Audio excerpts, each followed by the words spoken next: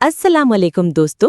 आज मैं आपको एक बहुत ही मजेदार और प्यारी कहानी सुनाने जा रही हूँ। ये कहानी है एक छोटे से जुगनू की, जिसका नाम था नन्हा जुगनू।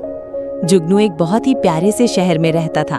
उसकी सबसे अच्छी बात थी कि वो हमेशा खुश रहता था और हर चीज के बारे में जानना चाहता था। एक दिन वो अपनी प्यारी अम्मी के साथ बाजार गया।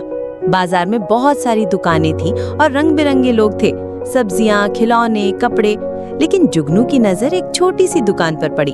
वहाँ पुरानी और नई किताबें थी और उन सब के बीच एक किताब चमक रही थी, बिल्कुल जादू की किताब जैसी। जुगनू ने वो चमकती हुई किताब खरीद ली।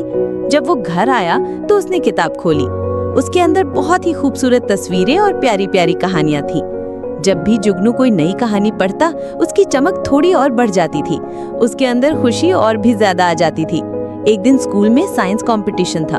जुगनू ने वहीं चमकती हुई किताब से एक आइडिया लिया और बिजली बचाने का एक प्रोजेक्ट बनाया। सब लोग उसके प्रोजेक्ट को देखकर बहुत खुश हुए और जुगनू को पहला इनाम मिला।